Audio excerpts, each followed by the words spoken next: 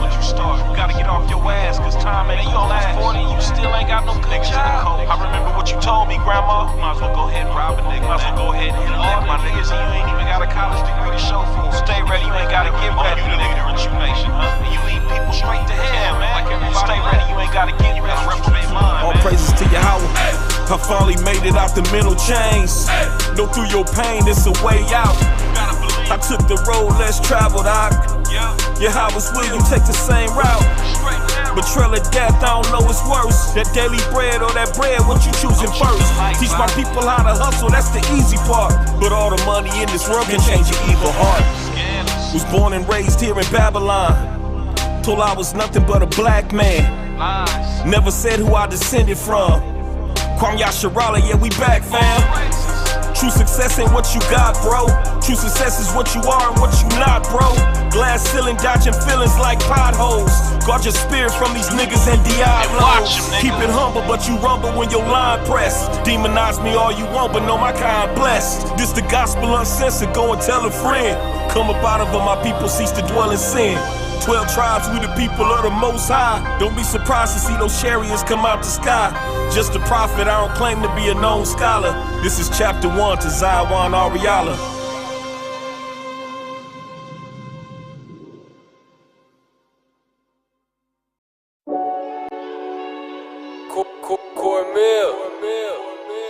Yeah. Never make a promise you can't keep. Cornmeal, these niggas sound crazy. Tribe. Yeah.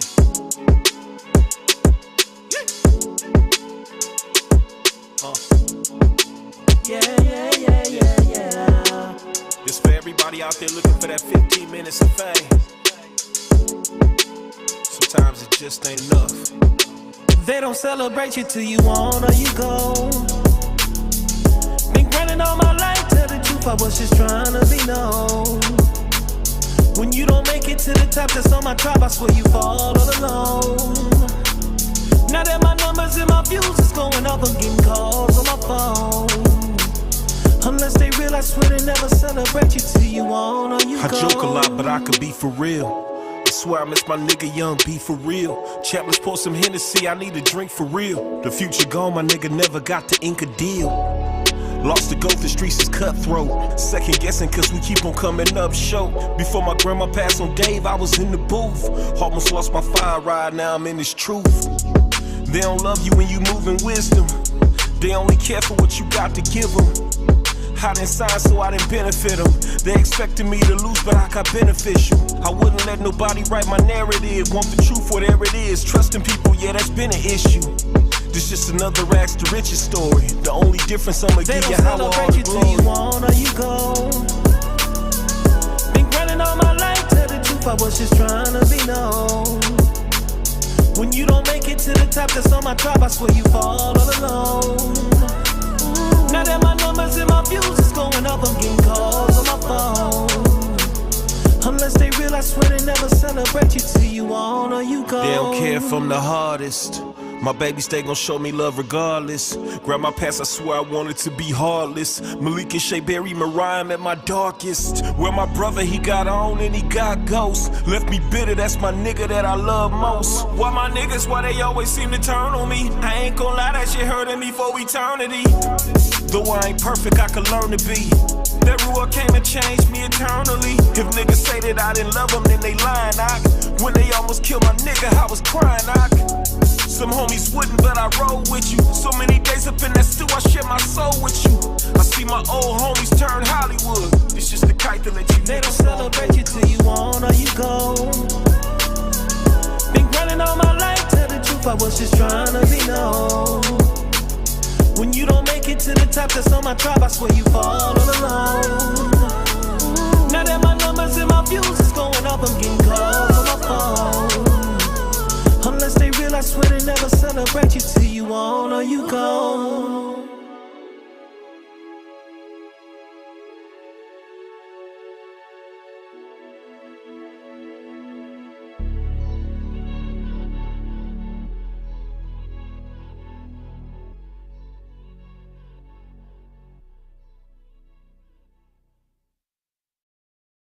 What's the difference between your lawn and a true green lawn.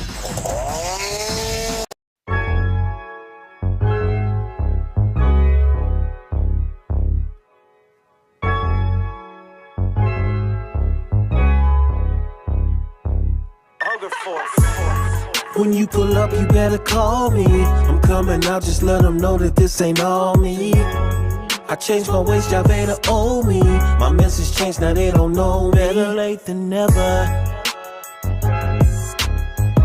No more getting at these hoes, no more chasing cheddar. Thought I'd be known before my 30s, some shit take forever. No dollar bills, but got that manner, I could change the weather. I took the road, less travel, better late than never. Let me tell you what kind of man I become. They see your hustle and your struggle, they don't care where you from. These wicked serpents wanna know what I'm on. Build my name and legacy in Israel, then I'm gone. Too many rappers / actors been usurping the throne. We at the bottom, but you steady keeping up with the Jones. Had a homie like a brother, he got on and was gone. Heard he sold his soul doing shit that we don't condone. Probably can't look me in my eyes, much less pick up the phone. Heard he ain't looking out for fam, if that be true then he wrong. Jesus, Judas, Caesar, Brutus, I had 6, I had grown. There ain't no greater therapy than telling truth in a song. I ain't tripping, got my Akim where I belong. Stay in these scripts, mental calisthenics gotta be strong. That daily bread, I gotta get it, homie, I can't pause. Found success not in the industry, but keeping these Better late laws. than never. No more getting at these hoes, no more chasing cheddar. Thought I'd be known before my 30s, some shit take forever. No dollar bills, but got that manner, I could change the weather. Hey T, forget about these clowns, man. I took the road, less travel, better late than never. Look, it's a thin line between faith and folly. People say they keep it real, but I keep it godly. Shout out my squad, they forever solid. Been through ups and downs and they never change, so I know they got me. Them hard times getting harder, 24 years old and making room for my daughter. Showing her the lessons I acquired from time and teach her how to keep it G when the friends start to falter. Just keep an eye for your foes, the ones that hate to see you win but always calling you bro. Cause when them seasons start to change, yeah, them colors gon' show. You gotta change your frame of thought, cause where you focus you'll grow.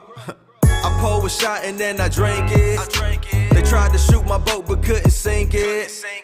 I meditate, it's clear I came a long way. And at the end, the only thing I can say is better late than never. Yash. No more getting at these hoes, no more chasing cheddar. Thought I'd be known before my 30s, some shit take forever. No dollar bills, but got that manner, I could change the weather. I took the road, less travel, better late than never. I remember when there was a time when all my stars aligned, but it still went wrong. Guess that was a sign. Guess it was perfect timing in the wrong span. Just couldn't accept that it wasn't God's plan.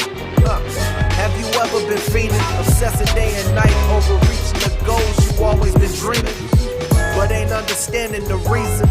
Everybody else got their turn and you waiting on your season. I had to reassess, I had to reinvest. Yeah, I was stressing, obsessing about out here being next. But now I see the bigger picture cause my eyes open. Sat still in my prayer and heard that God has spoken. See, what up, champ? You was over there knocked out. I tried to say what's up to you. I said let him rest. It's good to see all of y'all. My sister right here. What's your name? Yeah. Okay, good to have you again, Asia. All praise be to the Most High. Who else in the building? All the OGs in the building. Hashemai and Shemai back in the house. Good to see all of y'all. Let's get into it. They say that this is Black History Month, right? That sounds like a setup. Everybody looks at Black History Month. Right? Month of February.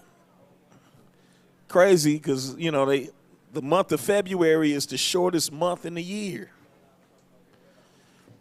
And the cold thing about it, it's not even the second month of the real year. It's usually the last month of the real year.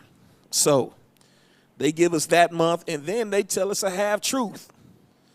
They say Black history, as if, how do I want to word this? Raise your hand if you identify, or before you knew you were an Israelite, you identified as black. Raise your hand if you identified as black. Keep your hand up. Okay. So raise your hand if you did not identify as black. Raise your hand if you did not identify. Go on and raise them up. We all Israel in here. Go on and raise them up if you did not identify as black. Okay, all praises. It's a number, y'all. Okay. So here's the thing. The title of today's lesson, Define Black. What is black? Define black. What is black? So, Yashan, can you do me a quick favor? Stand up. When you look at Yashan, everybody look at him. Is this what black is? Is this what is this what black looks like? Have his little brother stand up. What's up, Chris? Stand on up. Now he's a bit lighter. But most people would probably say what? Black. Ayashawan, I know you just came in. Do me a favor. Can you stand up for a quick second? Now, when you look at her, did you identify as black prior to knowing that you were an Israelite? Now, when you look at her, is she black?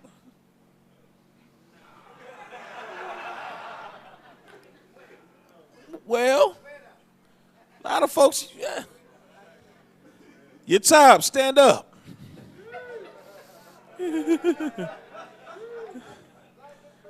Now, your time is, I'm in that same group. We with some of the darker ones. Your time, go ahead and stand up. Oh, you standing up. Is that black? Yes. Huh? Is that black? All right. Kanash, you stand up. You stay up. You stay up. Step up. Hey, your time. Step up. And you step up with him. Is that black? What's black?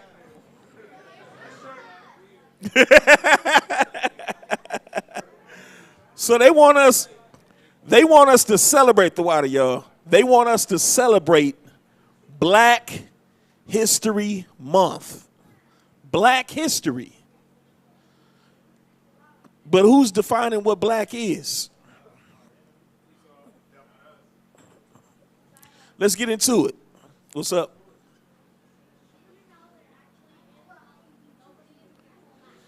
Come here. I'm going to let you say that on the mic. Nobody in here is black. We're brown, not black.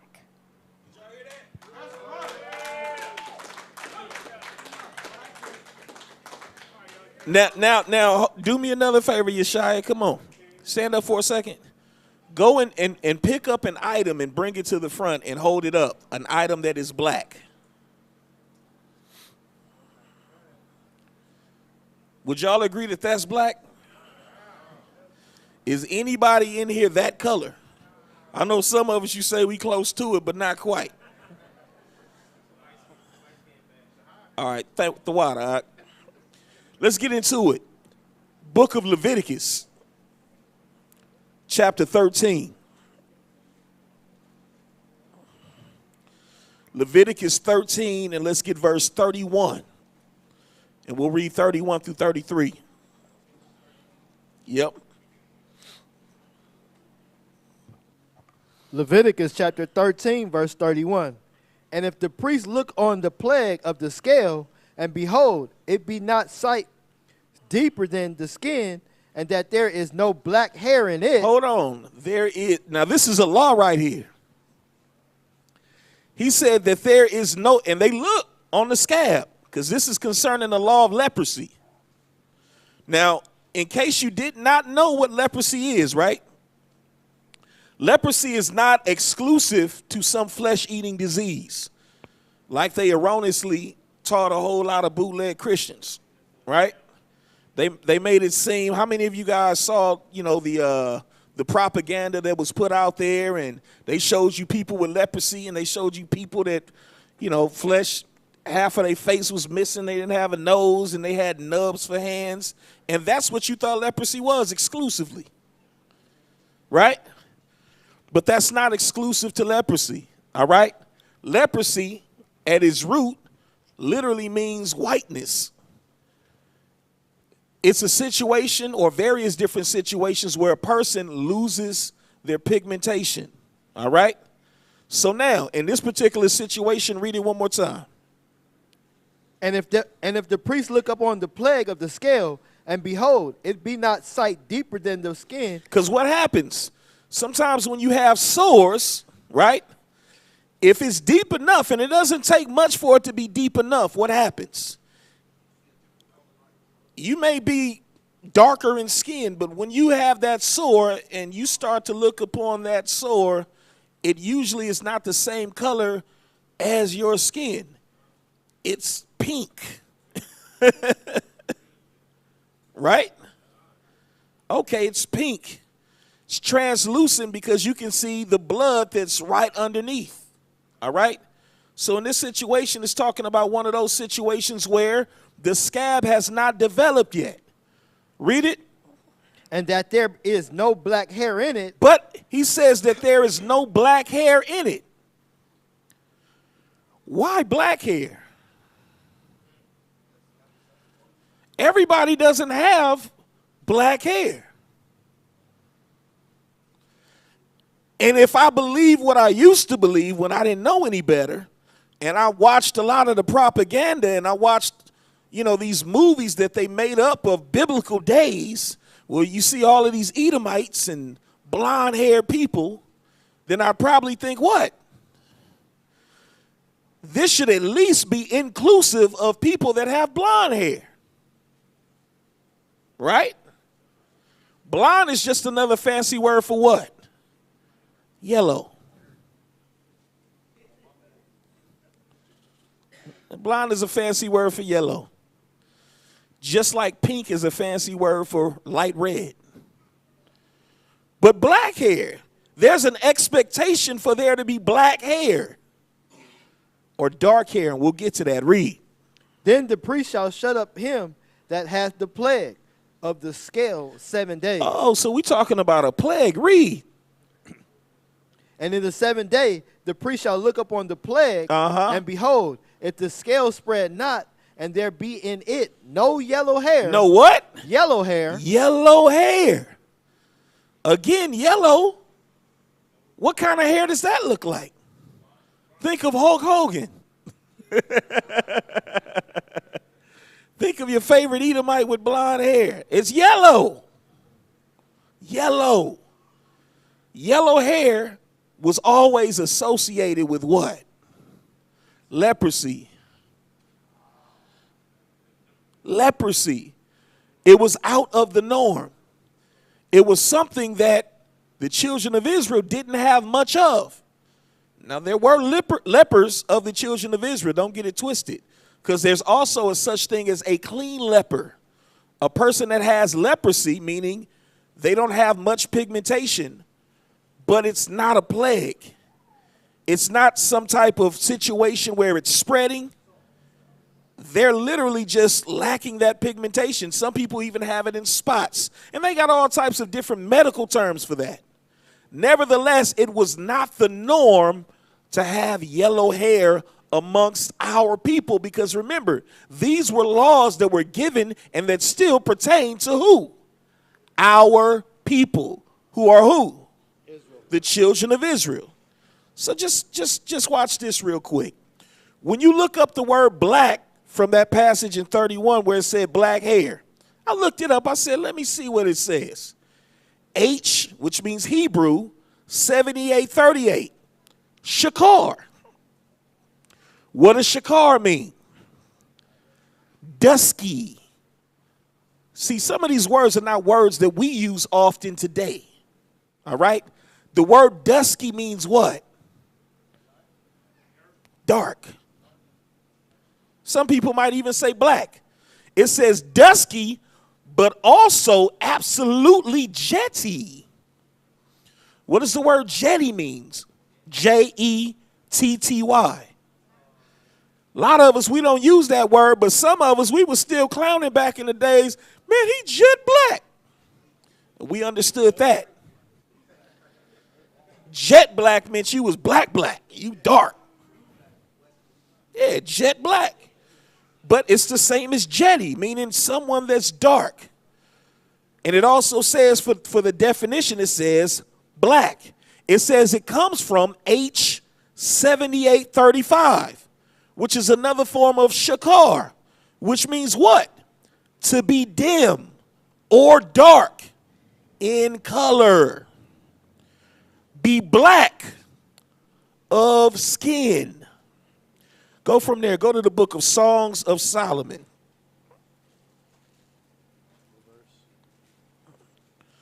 Songs of Solomon. And let's get chapter 1. And we'll start off at verse 1.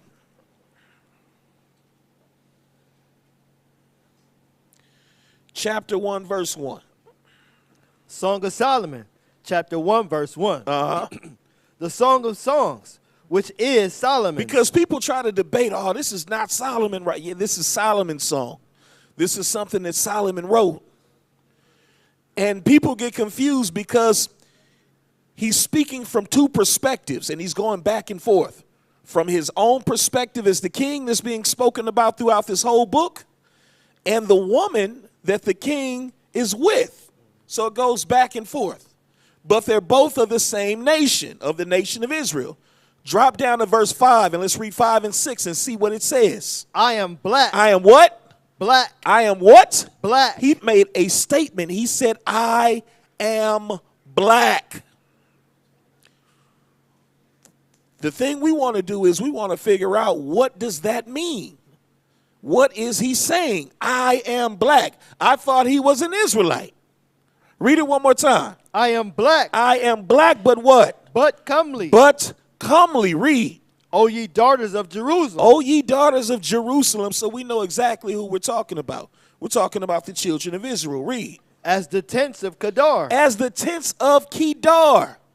Crazy thing about it, when you look up the word Kedar, it's Quadar, and it's various different forms of that same word. And what does it mean? All right, it comes from H6938. It means what? Dusky, of the skin or the tent. So whether you want to talk about the actual people of Kedar, which were Ishmaelites, which were dark people, or you want to talk about their actual tents, and some people argue in terms of the material that was utilized. Whichever. You were talking about black or something that was dark. So it says, dusky, of the skin or the tent. Then it says dark. It says it's from H6937, another form of Quadar, to be ashy. That is dark colored. To mourn, be dark. Be blackish. How many of you guys watch the show Blackish? Why would they name that show Blackish?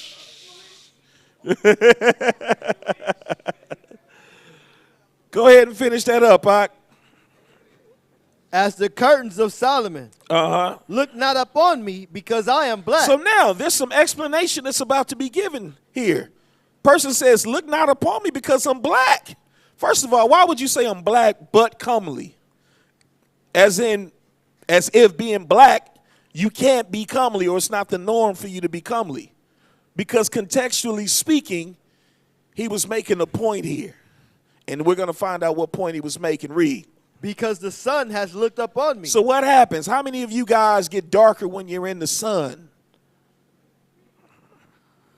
Some of y'all right now can pull up some sleeves and you can show the difference between your shoulder and the rest of your body. Some of y'all will run if we see your legs or your stomach because you look like a totally different person. You got us all food. Right? So imagine that Jerusalem sun. In the sun, in the field, they were dark, right? And some people argue, some people want to get that suntan.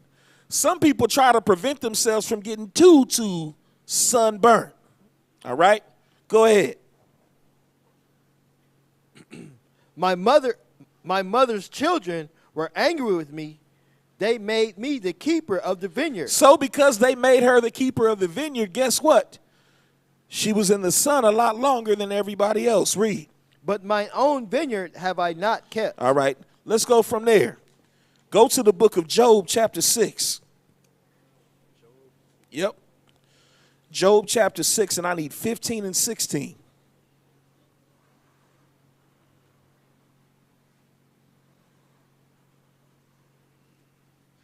Job chapter 6, verse 15. My brethren have dealt deceitfully as a brook, and as the stream of brooks they pass away, which are blackish by reason of the ice. What happens to a dead body if you leave it, especially if you leave it exposed long enough? Turns black. You can see a person is very light-skinned, and if that body is left out, it becomes very, very dark. All right? So all of these are things that are associated with the word black. And there's the term blackish used. That same, if I'm not mistaken, blackish, that term right there comes from Kedar, or the same root as Kedar as well. So now, go to Genesis chapter 30. So this is where we get some clarity. Because a whole lot of people, a whole lot of Israelites seem to be excluded when they talk about black history or when they talk about the plight of black people. Genesis chapter 30, and I need 25 till about like 32. Genesis chapter 30, verse 25.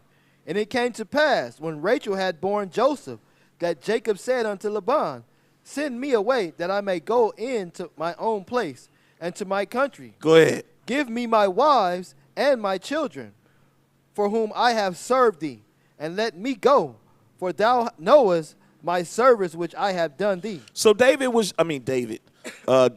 was just letting his father-in-law know. He said, look, I've done what I needed to do. I've worked for you all these years. I ended up working extra time, an extra 7 years, because you kind of, pulled a fast one on me.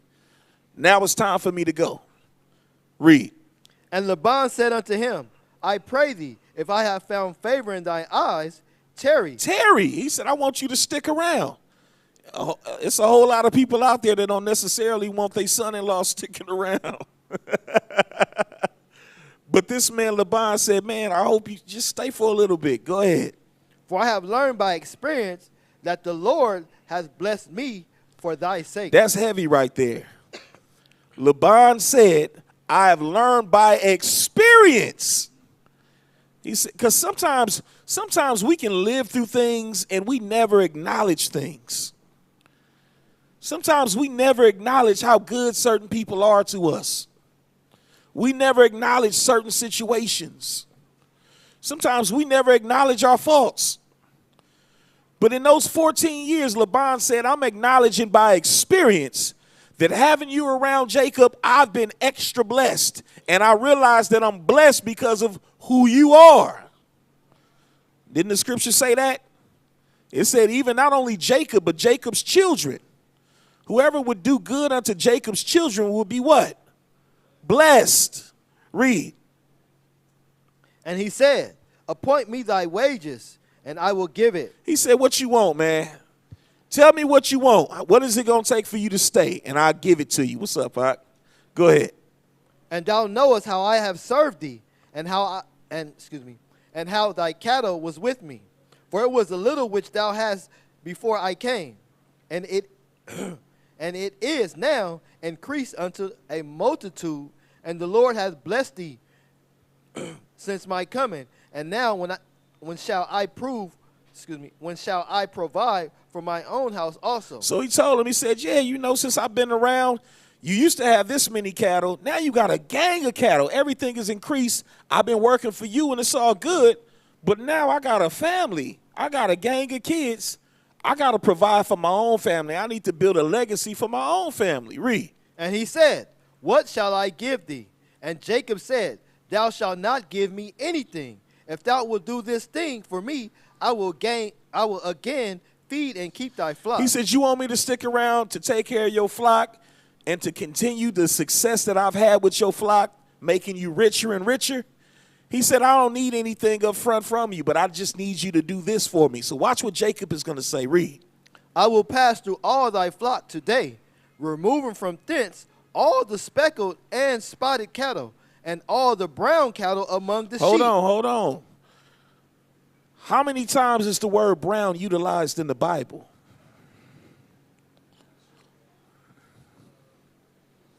Go on, get your phone out. I know somebody doing it. Type in brown, and you tell me how many times it's utilized in the Bible.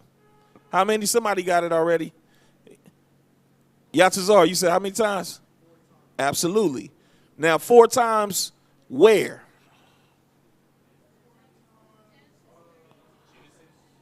All in the same chapter. Now, just a side note, they give all of this credit to Darwin and all of these other idiots talking about how brilliant they were and how they were able to, you know, masterfully, I don't even remember the terminology off the top of the head. But what you know what it is, Todd. Jacob was doing this. Yeah, Jacob was already doing this. Jacob understood, okay, if I made this one with this one, I'll get more of these. If I want them to be stronger, then I'll make the stronger with. He already knew, and this really outlines that, but that's not why we're really here. But I just wanted to put that out there. Because just like my brother, you know, went into last night, all of these things that we've invented, and he probably only went over the so-called blacks, people that now are only received as black in the things that they've actually, and only a fraction of the things that they've probably actually created. You went into all praises, then you on point. The thing is, when you want to collectively look at all of Israel and everything that we've done, even way back when, come on now. That's why the scriptures say that Jacob is the former, not meaning the former, just the former meaning like the first, but the actual former, which means to create. He's the creator of all things. Straight up, he's letting you know, we made in the image of the Heavenly Father. The Heavenly Father and Yahweh Shai did what at the very beginning? Created. All right? So now, I want to focus in on the word brown. All the brown cattle.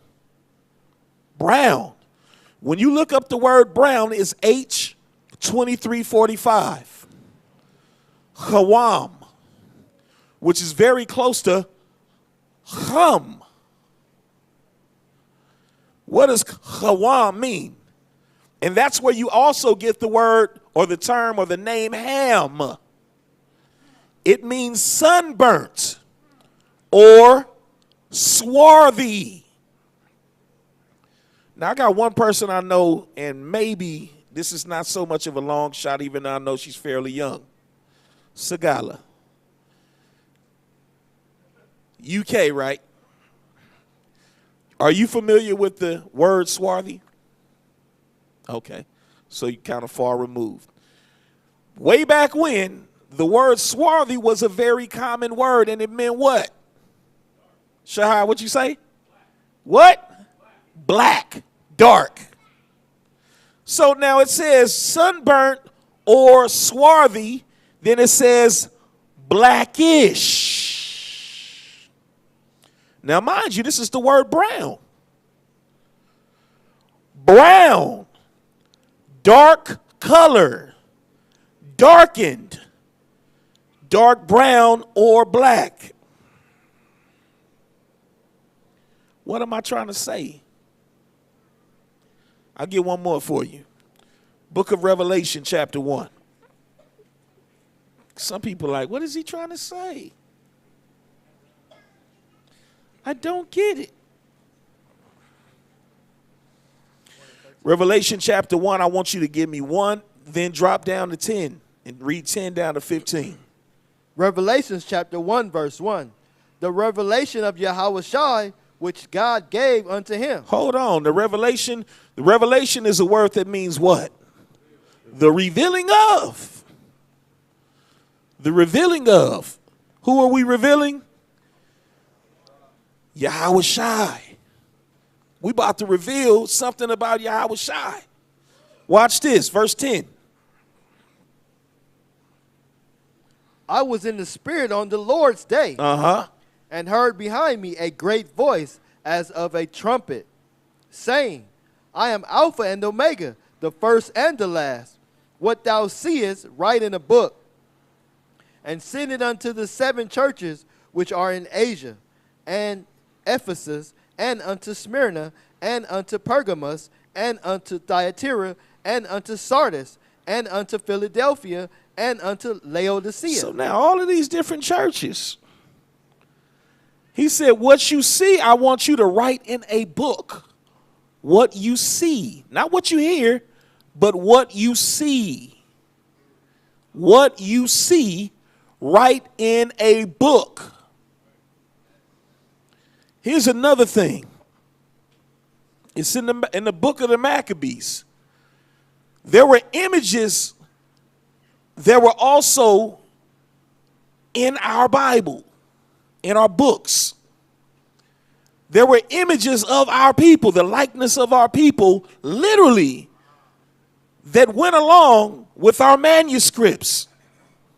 Images. He's telling them, what you see, I need you to write this in the book. How many of y'all got images with your manuscript now? How hard would it have been to get you to believe what it is that we now know and we're all confident in if I had not been able to prove it according to what this book was saying?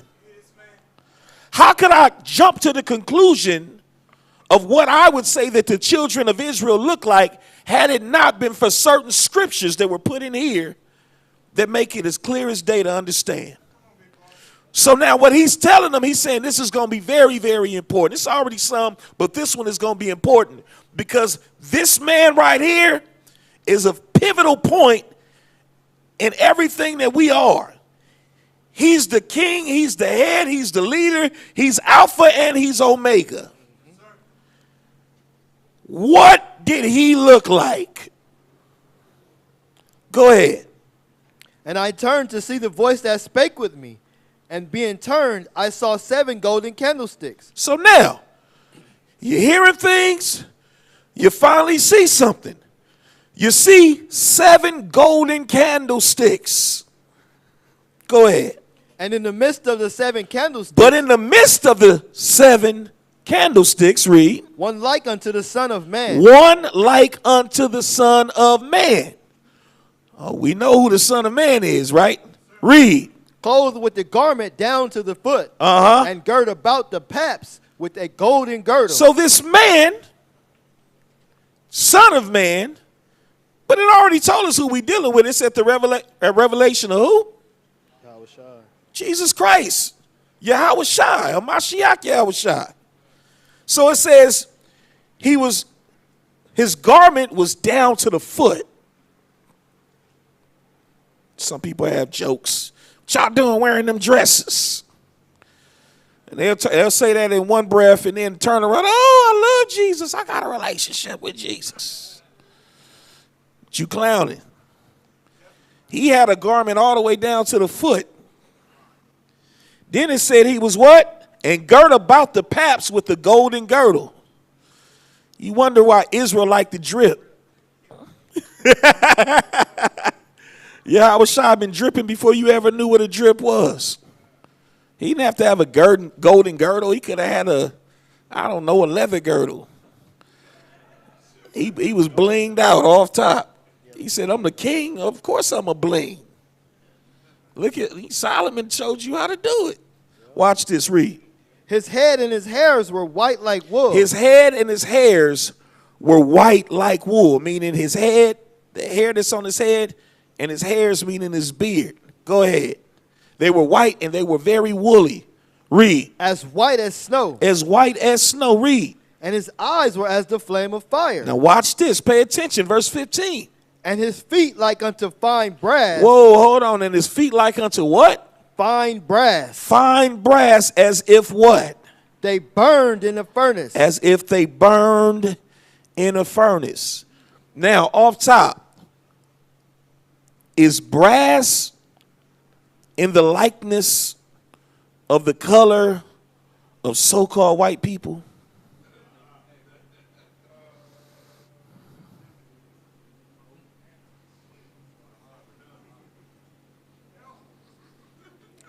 Now, that's just brass by itself. I got a question. What has anybody in here, as a matter of fact, do me a favor. All of you guys have phones, right? Take just 1 second. Google burnt brass and pull up images and tell me what color is not just brass, but burnt brass.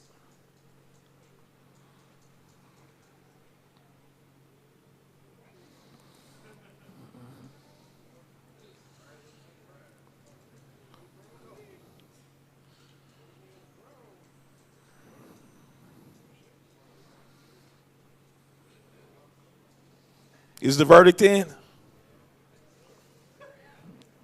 What color is burnt brass? Brown.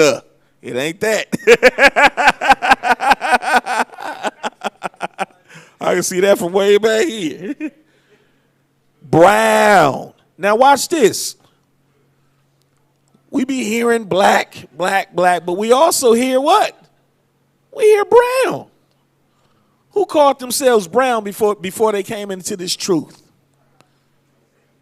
Raise your hand if you identified as not black but brown. Put your hands up proud. Brown. So what am I telling you? It's real simple. Black and brown are synonymous. How in the world? Stand up. Stand up, Bach. Stand up real quick. Pablo. Brown. Hold on. Stand up. You stand up. Yeah. Shalawa. She's brown too. But he's a darker brown than she is. I already had Ayashawan stand up. Right? But Ayashawan is lighter than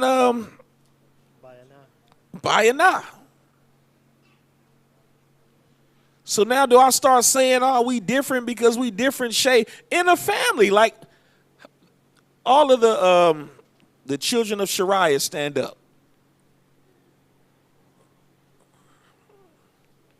Are they all the same color? But they all got the same parents. All of the Nelim's children stand up. All praise be to the Heavenly Father. Where y'all? Where Yakazak Allah at? Where you at? Stand up, man. Are they all the same color? No. Yaks, stand on the seat for a second so everybody can see you. Stand on the seat. You got permission one time. You got permission. Your daddy said you good. Are they all the same color? No. All of my children stand up. Are they all the same color? No. Everybody sit down.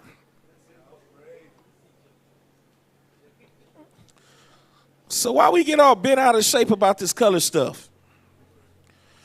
When we talking about anything black history and all of that, what we're really talking, that's code for Israelite history. Because they don't mix you in with a bunch of people that's blacker than us. A lot of them East Indian folks consistently are blacker than us. And they don't mix their history with our history. When you hear black history, well, what about the East Indians? How many times have you heard that? And they black. So black history is code for Israelite history. Is Israelites scattered upon all throughout the four corners of the earth. Different shades of brown. And you even got some Israelites that are leprous, meaning they don't have much melanin. It's okay.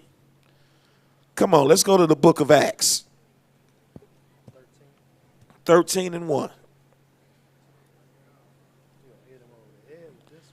Before we got all the way into this black history stuff, I just needed to bring this out. Wanted to set the record straight. Acts chapter 13 and verse 1. Verse 1. Now there were in the church that was at Antioch certain prophets and teachers, as Barnabas and Simon, that was called Niger. He was called what? Niger. Really, that's pronounced nigger. You know that, right? Or neger. We like that. Lately, when we started looking at certain countries in Africa and seeing nigger, and then something that was close to it, which was Nigeria, they said, no, not nigger. Niger. And it made us feel better. And we let it go because we didn't, like, okay. But the word nigger is not a new word. And to be honest, it's not originally a derogatory term. The term nigger comes from the Latin language, and it literally simply means what? Black. Black. Did it mean pitch black? No. It meant the same thing that all of the other terms that were utilized earlier pretty much meant. It meant dark. Most times brown. So the reason why they surnamed certain people, you know, you had all types of surnames throughout the ages. Judas and his whole family ended up being known as the Maccabees family. Judas originally was the first one given that name, that surname. His brothers had other surnames, right? Maccabees literally meant what? Hammer. And because the whole family began to hammer Esau, they said, we're going to call them all Maccabees. Some folks was dark. One thing, even the association, when you look at this word, the term that's used, Niger, nigger, however you want to pronounce it, there's an association not only with what it means, it being black, but it also says Christian. Why? Because you can even go in the Quran, and the Quran will let you know that the Christians were one and the same with the dark Israelites, the brown Israelites, who have always been all different shades of brown. It's that simple. Go from there. Go to the book of Genesis chapter 42.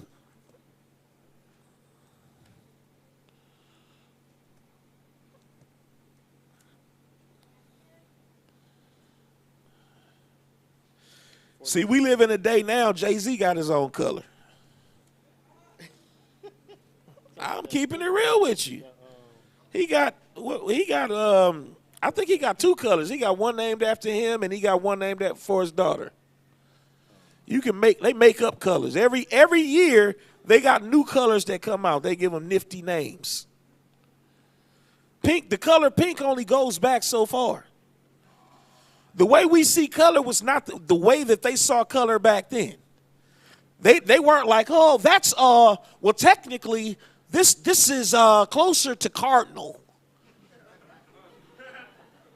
That over there, they wasn't looking at it like that. Pink was pink. It wasn't salmon. He get on me about that. I call myself wearing, this ain't pink, this salmon. No, that's pink. Then they got other, I guess this one been out for a while. I just learned about it. I'm a Johnny come lately on this one. And I'm going to probably say it wrong. I'm going to probably butcher it, but some of y'all know it. What is it, mauve?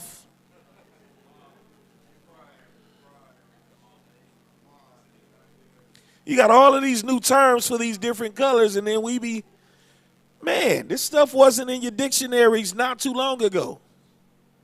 So the way they looked at color, this wasn't just black. Your skin was black. You different colors and shades of brown. And then they had different terms for different situations. But watch this. Historically, we do know that the Egyptian people were brown. They were people of color. Because this is what you really got to understand. The folks that really pushed the envelope with this color stuff were your oppressors. Because they were the only ones, and they were identified in the very, very beginning of the book. And then he double backs, and then identifies them again at the very end of the book. Said, remember that same old dragon, that red dragon, that same old serpent, talking about the same nation that was identified in the book of Genesis chapter 25. He came out different. Genesis chapter 42, let's get 7 through 8.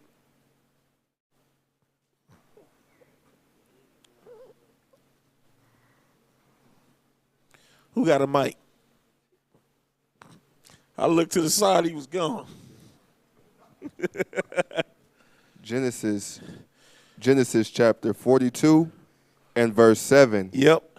And Joseph saw his brethren, and he knew them, but made himself strange unto them. So now, Joseph, this is one of the sons of Jacob.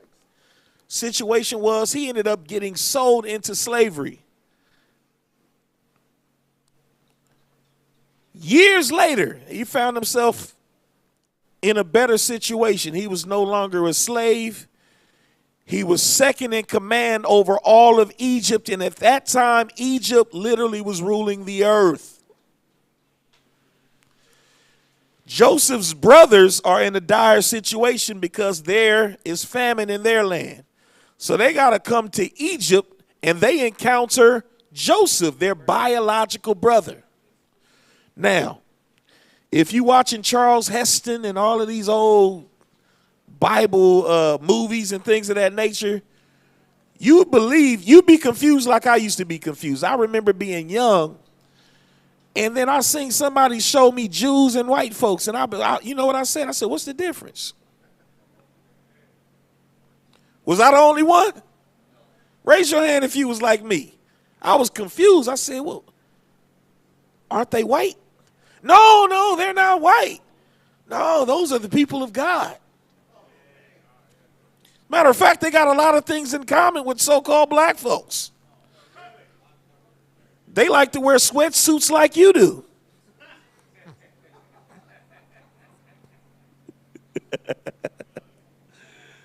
You ever heard of the Holocaust? You got to watch Schindler's List. I was confused. I said, man, they look white to me. But here's the thing. Historically speaking, we do know the Egyptians were dark people. And it's crazy the little bitty subtle things that they would do. Sometimes they'd all out just make the Egyptians as white as can be. But a lot of times they were slick. You know what they would do? Once they start showing the white folks who was posing as Egyptians, they put a little bit of dirt on their skin and make them look a little bit like they got a tan. Am I the only one that caught that? How many of y'all, raise your hand if you've seen the cartoon, The Prince of Egypt. If you ever notice, what was the difference in Moses when he was posing as an Egyptian versus when he found out he was an Israelite and went with his people? Did you see the color change? How many of y'all caught that?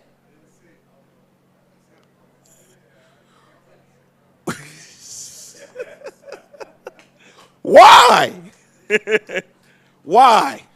Then they came up a little bit off the lie and tried to, Jesus, of course, he was Middle Eastern. He was olive. Now, I don't only seen two types of olives in my life, I only seen two, One of them is green. You know, he was like a olive colored. Olive. Because I used to watch them Bible documentaries and stuff, and I'm like, olive. Olive. So I'm like, olive. It's only 2 olives that I've ever seen. I've seen the green olive, then I've seen that black olive. Which is it? Telling me he was green? How many green people have y'all seen walking around? I'm just saying. So what was he? Read. And Joseph saw his brethren and knew them, but he made himself strange unto them and spake roughly unto them. And he said unto them, Whence come ye? And they said, From the land of Canaan to buy food. And Joseph knew his brethren, but they knew not him. But they didn't know who he was. Now, if he's head over Egypt, second in charge, that's little bro. Mind you, little bro done grew up. Little bro, he done got his man face, probably got a man physique, probably bearded up, beard a lot thicker. He had peach fuzz when you seen him last. So he gonna look a little bit different, right?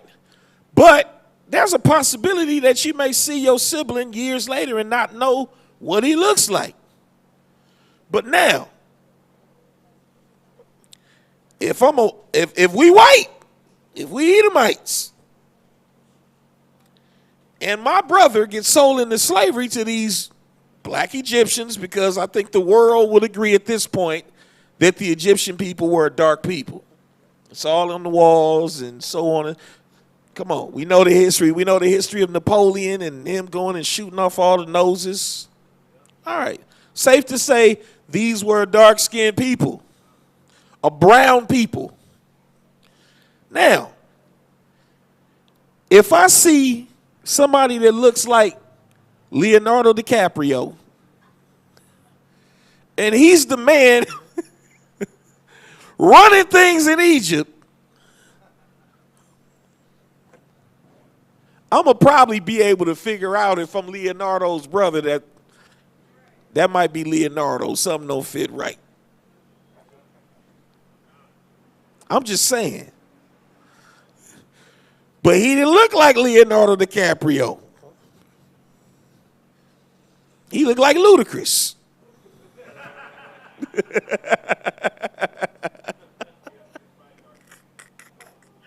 He was some kind of brown. And he was a brown man amongst other brown people. And that's the reason why they was like, they didn't know that was their brother. Go from there, man. I know some of y'all looking at me like I'm crazy. Go to Exodus chapter 1. It's years later in Egypt. Israelites still in Egypt. Exodus chapter 1 and verse 22. Exodus chapter 1, verse 22. And Pharaoh charged all his people, saying, Every son that is born ye shall cast into the river, and every daughter ye shall save alive. So this is talking about the Israelites, Israelite babies. If you don't believe me, jump up to 15. Verse 15. And the king of Egypt spake to the Hebrew midwives, of which the name of the one was Saphar, and the name of the other Puh. And he said, When ye do the office of the midwives to the Hebrew women, and see them up on the stool, if it be a son, then ye shall kill him. But if it be a daughter, then ye shall then she shall live. They went to Israelite women who happened to be midwives and told them, hey, when you delivering those babies from your people, if he be a boy, you better kill him.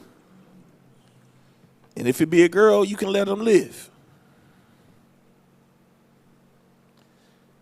Do you think they complied? Let's read. And the king of Egypt called the midwives and said I think you jump one. Verse 17. Yeah, verse 17. And the midwives feared the Most High, and did not as the king of Egypt commanded them, but saved the men children alive. But they saved the babies instead because they feared the Most High. Read. And the king of Egypt called the midwives and said unto them, Why have ye done this thing? and have saved the men children alive. Read. And the midwife said unto Pharaoh, because the Hebrew women are not as the Egyptians. So hold on. The Hebrew women are not like that's something we say today. Something different about these Hebrew women. Some of it, it ain't all good news right now, but it's getting better. It's getting, Most High using that same fiery spirit, and he's changing that into a good, pure thing that we can utilize to fight our enemies. But however the case may be, it's crazy. When you look today in these hospitals, what's different? They're trying to utilize our own people against us.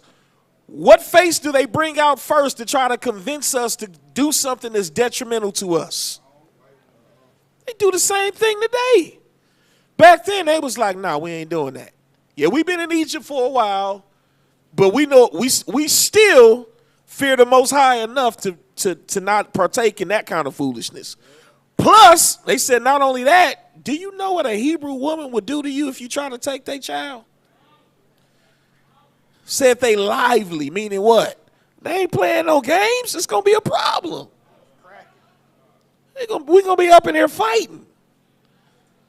Read.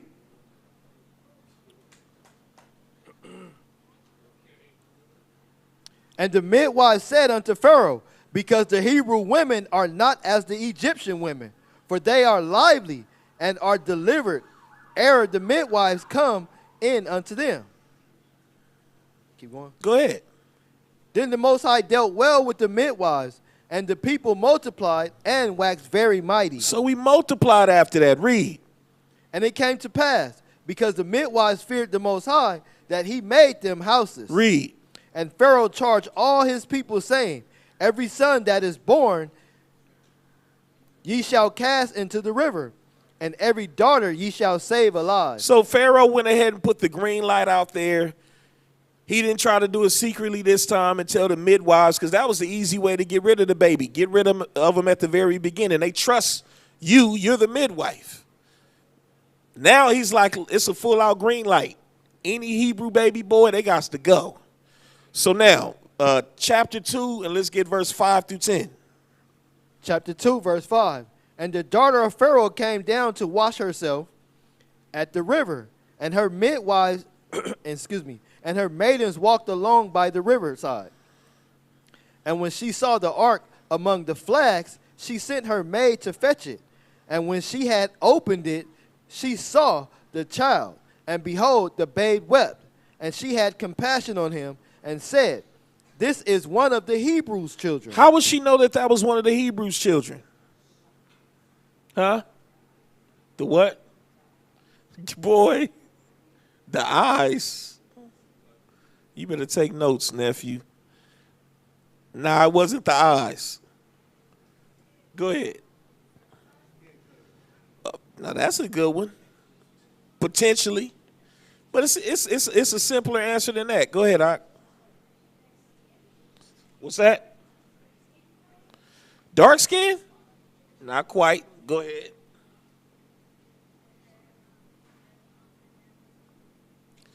You gotta speak up. Yeah, clearly if it's a Hebrew child, the mom and the dad was probably Hebrew. I'm gonna tell you why. You forgot already. Because it was put out there. There was a mandate. Get rid of all of the Hebrew baby boys.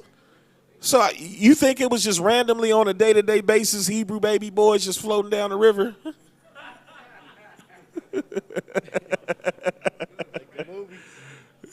You see a cart rolling down the street, and they got it on some type of electronics, and he rolling up, and it's just a baby. What would you think? Would that be a normal occurrence? Not at all. So, of course, she was like, this must be a Hebrew baby. Somebody didn't abandon this baby, obviously. Go ahead. Then said his sister to Pharaoh's daughter, shall I go and call to thee a nurse of the Hebrew women? So his sister knew exactly what she was doing, Miriam. She playing the part, should I go and call, a woman so that they can feed them? And, hoping that, because she saw that Pharaoh's daughter had compassion. Pharaoh's daughter could have been like, Pop said, kill them all, kill them. And when she saw that she didn't kill him, She was like, okay, well, you want me to go get somebody to nurse him? Go ahead. that she may nurse the child for thee? Go ahead. And Pharaoh's daughter said to her, Go. And the maid went and called the child's mother. So she already knew what she was doing. She was like, all right, moms, Moses is good. We need you to just nurse him. Go ahead. And Pharaoh's daughter said unto her, Take this child away and nurse it for me. For who? For me. She said she's going to keep the child. Go ahead. And I will give thee thy wages. And the woman took the child and nursed it. And got paid for nursing her own child. Go ahead. And the child grew, and she brought him unto Pharaoh's daughter, and he became her son. He became her what? Her son. How in the world could this Hebrew baby all of a sudden become the son of Pharaoh's daughter without there being some type of suspicion? Huh? Because they were all brown people. That's just like, because people be asking, like, when we go here, when we go there, how do you know? When we go to the Philippines, how do you know? When we go to Ghana, how do you know? Well, how do we know here? Look at T and Tamara. How do you know? How do you know? But one thing that we do know that we can see clearly was the possibility of her being able to pull it off. The same man that made the decree, who was adamant about, you got to be pretty hard. See, some people make it seem as if it's not he just told everybody to kill every Hebrew baby boy. But now all of a sudden he said, oh yeah, bring him in. I'll call him my son. Do you really think? Come on. So he didn't know that was a Hebrew. And obviously, if you know the story, by the time he found out that Moses was indeed a Hebrew, it became a bigger problem. I don't know if he was dead at that time, but his brother, it became even a bigger issue. Moses is a what? He did what? Because Moses was a man of color just like the Hebrew people. They were brown. And that's the reason why he was able to be passed as an Egyptian baby. Go from there. Drop down to, did we finish all the way to 10? No. Go ahead. Let me finish it. And she said, because I drew him out of the water. Drop down to verse 16. 16 through 19. Now the priest of Midian had 7 daughters, and they came and drew water and filled the troughs to water their father's flocks. So now this is after time after Moses, you know what I'm saying, was a baby and he grew up. Scripture talks about it a little bit up, how he ended up smiting and killing the Egyptian, right, for what they were doing to his brother, Hebrew brother, all right? Now Moses is on the run, all right? Read it one more time, verse 16. Now the priest of Midian had 7 daughters, and they came to and drew water and filled the troughs to water their father's flocks. Go ahead. And the shepherd came and drove them away, but Moses stood up and helped them and watered their flocks. So Moses stood up for them. Go ahead. And when they came to Ruel, their fathers, he said, How is it that ye are come so soon today? Go ahead. And they said, An Egyptian delivered us out of the hand of the shepherds. So hold on. They gave a report because they dad was like, how in the world did y'all finish doing that quick? And they said, hey, something happened, and we were being hassled, but then this who? Egyptian delivered them out of the hand of the shepherds. An Egyptian delivered them out of the hands of the shepherds. Now, clearly, I'll give you an example. If I took, I don't know, if I took Tazarah, the elder, and I put a kilt on him and threw a bagpipe in his hands.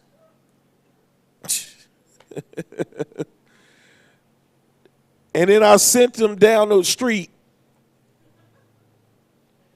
The people that give the report of him coming down there with a kilt and some bagpipes, what are they probably going to say? Are they going to identify him as Scottish, especially after they hear him speak? What are they going to say about him?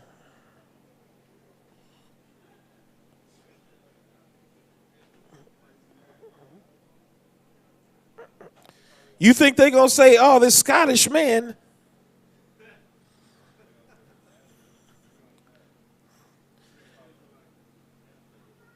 they're going to for sure call him, even if they don't get it right. They might not say Peruvian, but they might say Mexican. But he's so dark, they might call him black, depending on how he got his hair that day.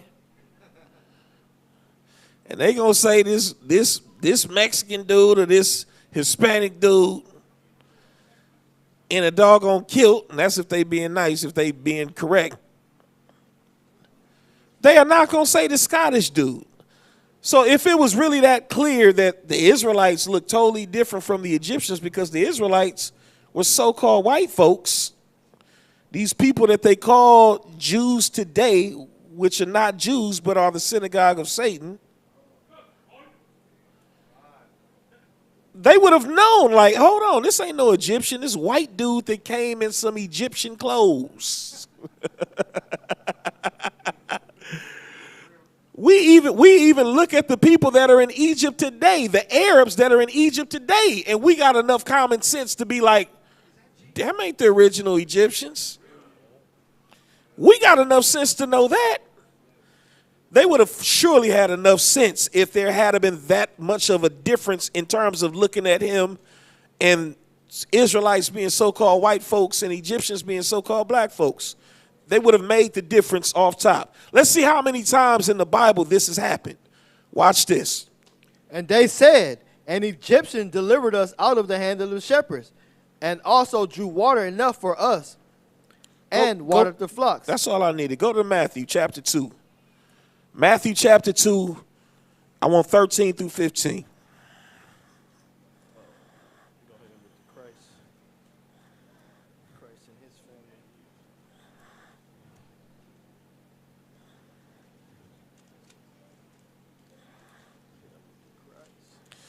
Matthew chapter 2, verse 13. Verse 13. And when they were departed, behold, the angel of the Lord appeared unto Joseph in a dream, saying, Arise and take the young child and his mother and flee into Egypt. It's crazy because yet this was the same thing that happened during the time of Moses. Herod, which is just a title for king, because he was one of the Herods. I believe this was Herod the Great. He put a mandate out there, kill all the Hebrew baby boys, because they was trying to find Yahushua and kill him. And they didn't know which boy was going to be the one, right? So guess what? The child's father, Yahushua's father, was told and instructed by the angel to go where? Flee into Egypt. To go to Scotland. Flee into Egypt. Go to Egypt. Whereas people that look like you, that you can hide amongst. Plus, there were Israelites that already were still living there from way back when. Because when you got all of these Pan-Africans and Egyptologists, they go on to talk about the great civilization of the Nile Valley and how, you know, we were this great people and we aren't. You solidify everything that we teach in this Bible when you talk about that. Because that place is one and the same as Goshen. It's also called Avarice by some. It's the same place. Called Alexandria. Same place. Same location. And by the time Alexander began to rule, there were still so-called, well, not so-called, there were Jews, Israelites still in that area. So he was like, guess what? It ain't nothing for you to go down in Egypt. Why? Not only can you hide amongst the people because these Edomites is all up and through Jerusalem right now. They making stuff hard on us. You go down there, they not going to press you. We already got a community out there anyway. Read. And be thou there until I bring thee word. For Herod will seek the young child to destroy him. And I really don't need the rest of it. Watch this. So that's another account. Let's see if we can get any other accounts. Go to the book of Acts, chapter 21.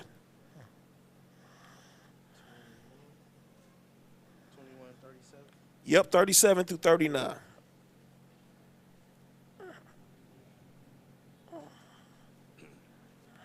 Acts chapter 21, verse 37. Yep.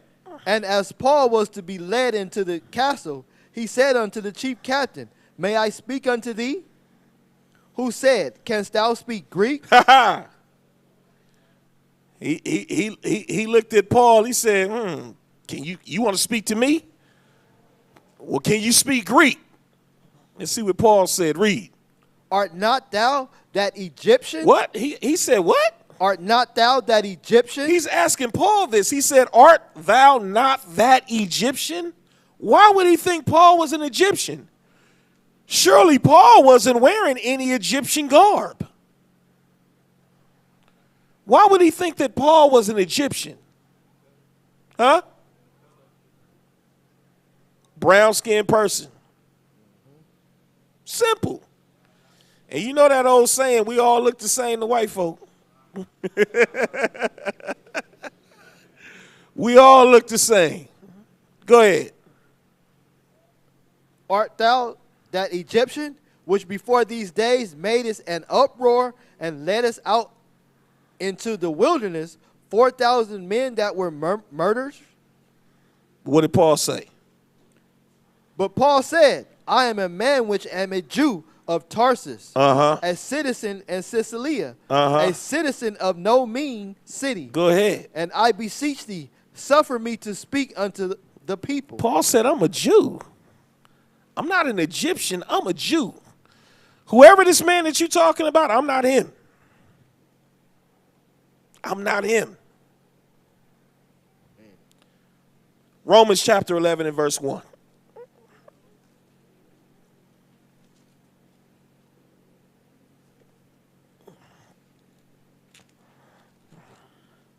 Romans chapter 11, verse 1. I say then, has the Most High cast away his people? Because people still seem to think that to this very day.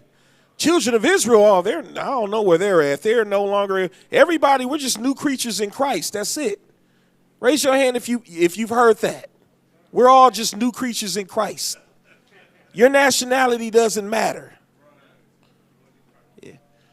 Forget all of the things that you got promised to you. Let's not talk about that.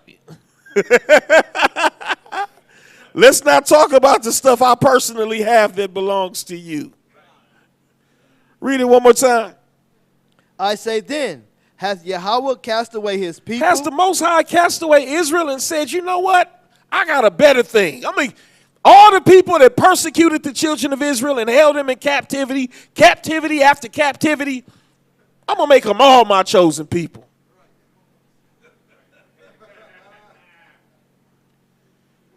They've done nothing but sin, and I say I hate sin, but I'm just going to abolish all of that and let everybody have it. What sense does that make?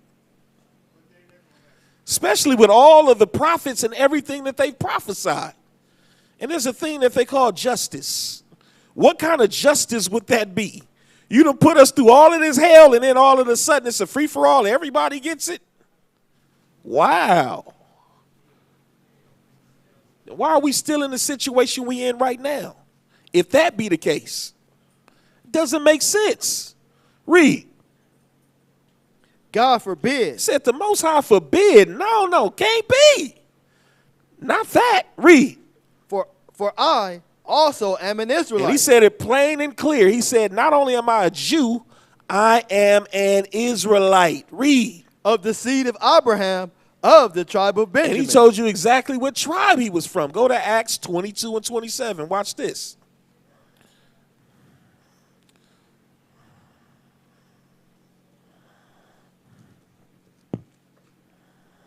Acts chapter 22, verse 27. Then the chief captain came and said unto him, Tell me, art thou a Roman? So he asked Paul, are you a Roman? And what did Paul say? He said, Yea. He said, yes. How is he an Israelite and a Roman at the same time?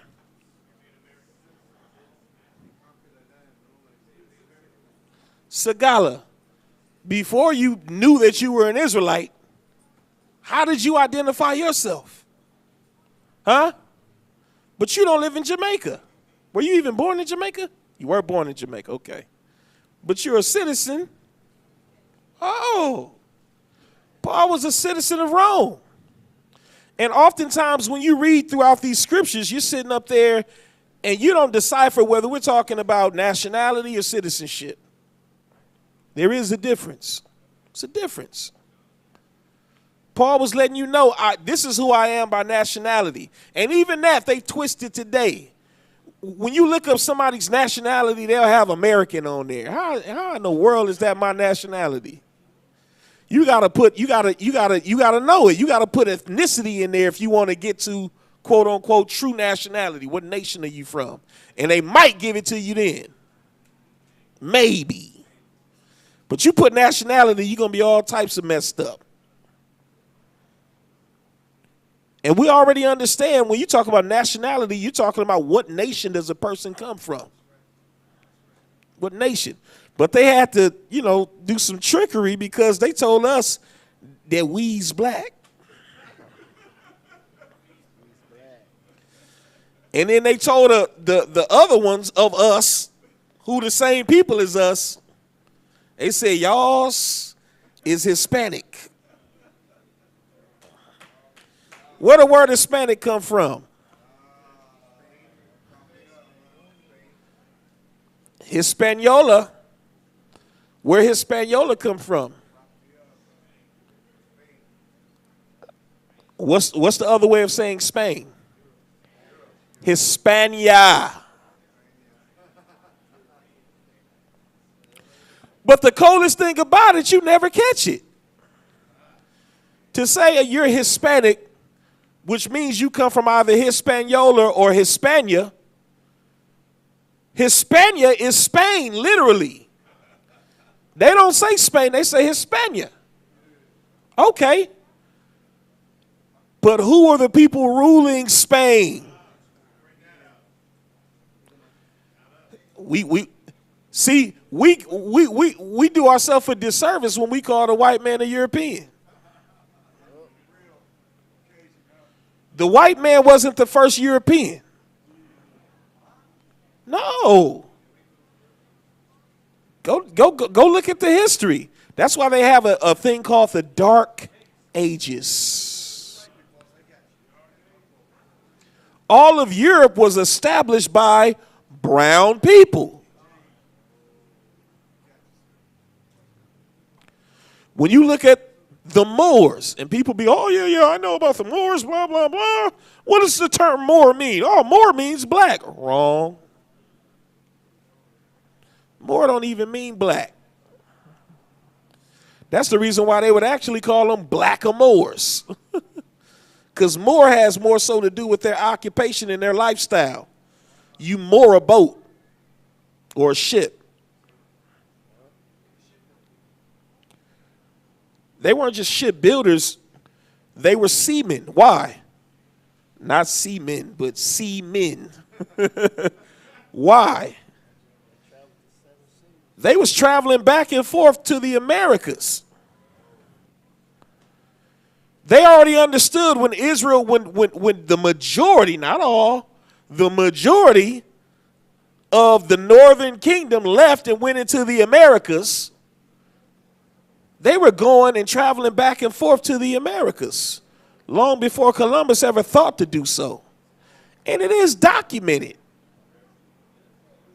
Now, have you believe it's not documented? We had commerce already going on long before the conquistadors ever showed up.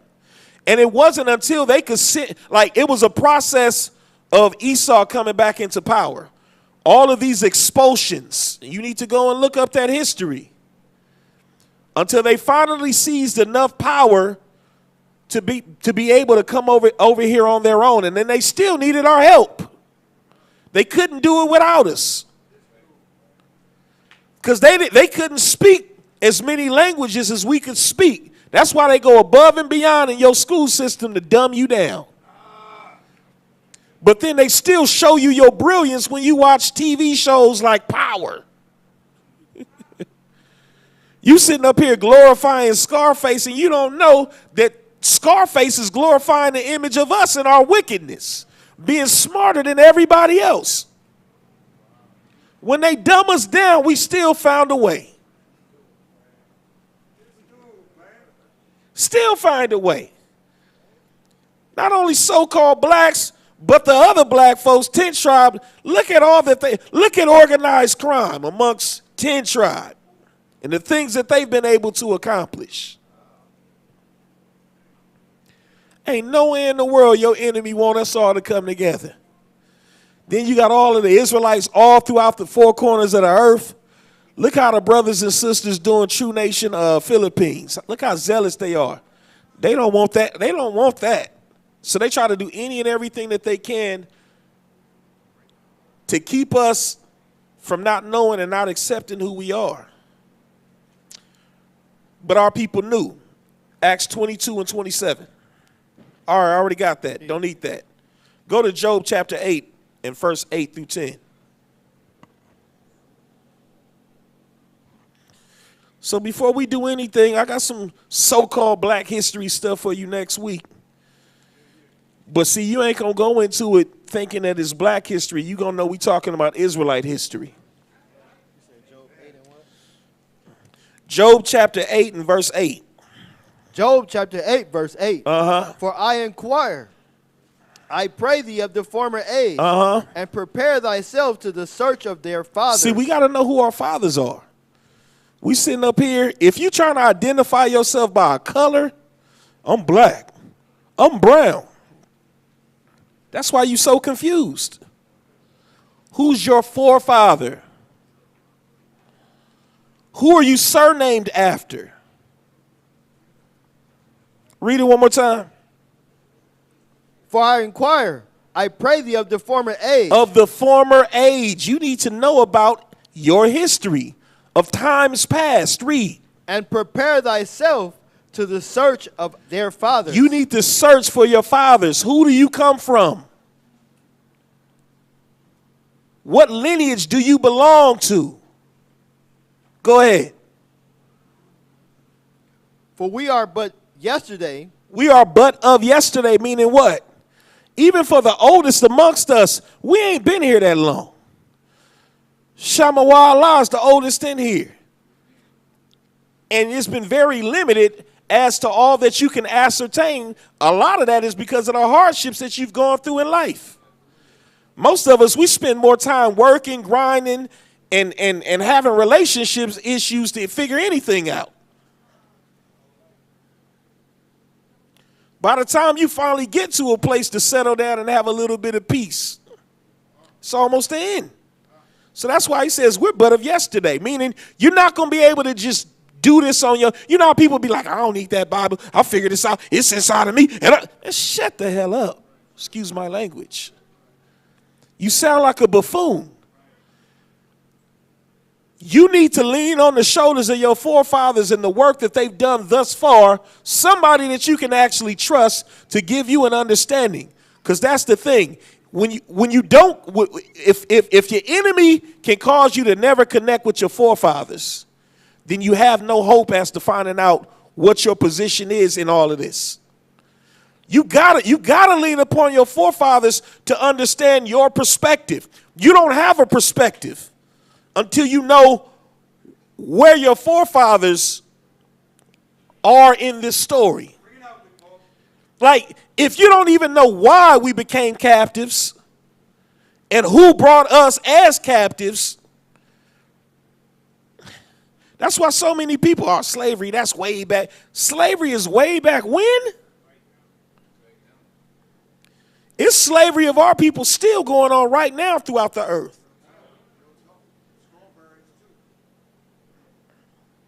Go ahead. For we are but of yesterday, and knowing nothing, because of our days upon earth are a shadow. But watch this, verse 10. Shall not they teach thee? See, now this is what it's saying. They take advantage of us, especially in situations like college. You got us, we've bought into the whole college thing. Almost everybody, especially Israelites, so-called black and Hispanics, and all of the other Israelites, even Filipinos, the whole nine, the whole gamut. mostly everybody of us, we feel like our only way out is if our kids go to college and they can make something of themselves. And you can't even get a good job unless you get a college education and you got a degree to show for it.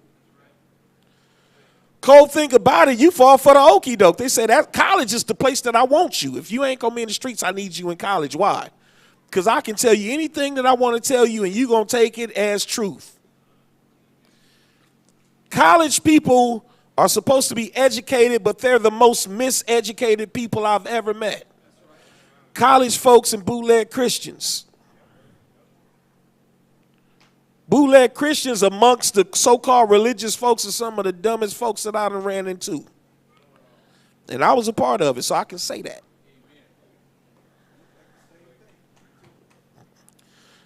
College, man, I see so many college students and they'll come and blah, blah, and they be, man, stick their chest out like, hey, this is what it is. And I said, you're saying the same thing that everybody else is saying from college. Who did you learn this from? What textbooks did you learn this from? So what this is talking about right here, it tells you in verse 9, don't underestimate this. You ain't been here long enough to really figure things out. You ain't traveled enough. You probably need to be here a couple of hundred, maybe even 1,000 years or so to be able to figure this out on your own.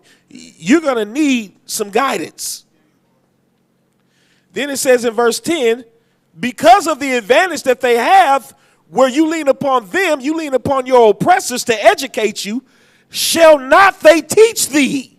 Heck yeah, they're going every opportunity that they can get, they're trying to teach you. Your kids need to be under their leadership and authority and teaching. Why? So that they can teach your kids what they want to teach your kids. And the number one thing that they teach your kid is not academics. They teach your children how to behave.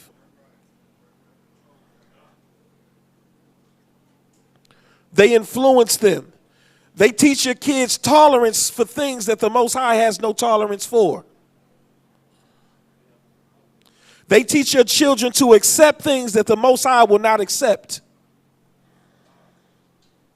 They teach your kids to value things that the Most High does not value. And they devalue the things that the Most High values most. Read it one more time, verse 10. Shall not they teach thee and tell thee? What they gonna tell you? Read. And utter words out of their heart? Out of their heart. Things that they want you to believe. How many times in school have they ever told you, hey, by the way, you're in there? How many Black history programs have you suffered? How many Cinco de Mayos have you suffered? And they always hit and miss with I don't even remember which one is Mexican month. When is Native American month? They hit and miss with that one too. Yeah, they do.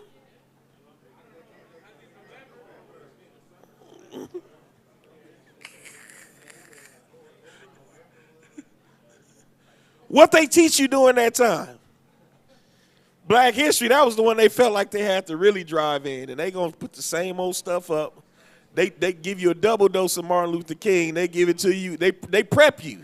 They give them to you in January to get you ready.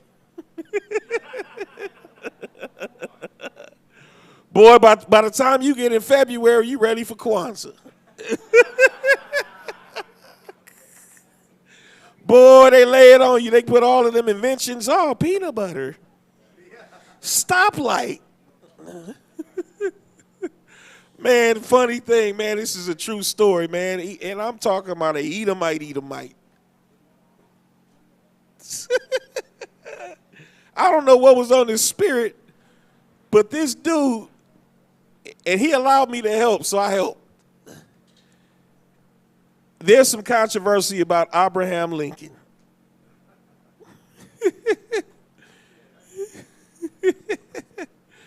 And then he told me, he gave me the green light, so guess who else I put in that history presentation? I put the prophets in there. I put Moses. I put... Man, you should have seen the reactions of the principal and the teachers in that year. They looked. When they see that presentation, they seen Abraham Lincoln pop up for Black History. They seen Jesus and Moses. They was like, what?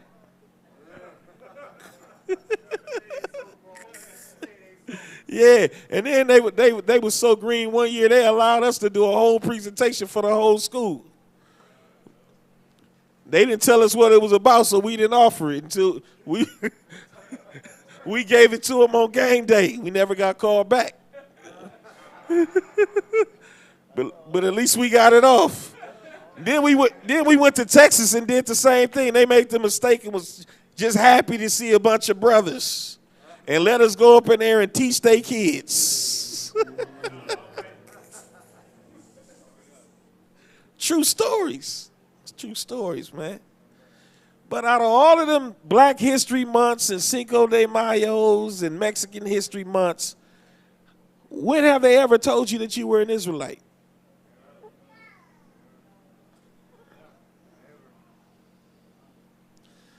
Man, if I had to grade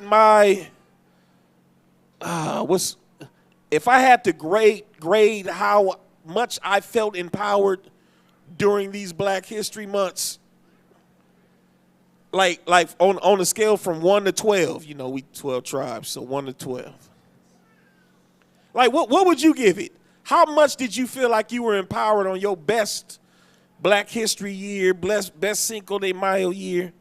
Like how empowered did you feel like you was? Like at your peak? He said 0.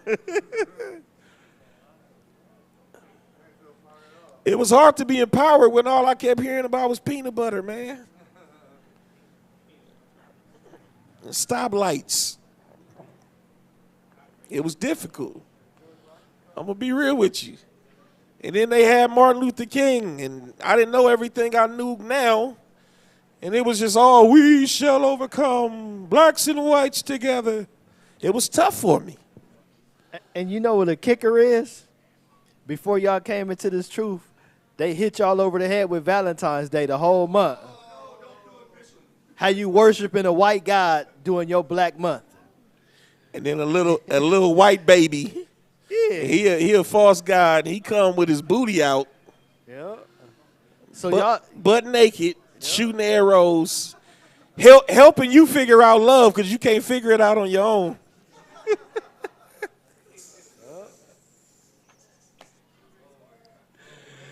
Relationship be broken every other time of the year, but when Valentine's come, it's good.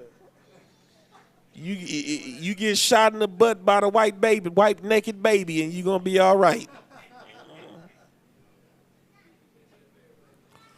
There's folks right now getting ready for Valentine's Day. Crazy. Was that all of that? You want something else? I don't need too much more, man. I had a gang of other stuff, but I don't need it all. I ain't gonna even do that. They already believe it. Israel know. We got Lamentations 4:8, Lamentations 5:10, Job 30:30, all them black scriptures.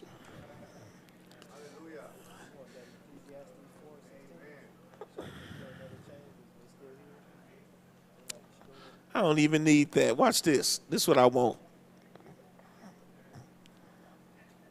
Go to 2nd Ezra chapter 2.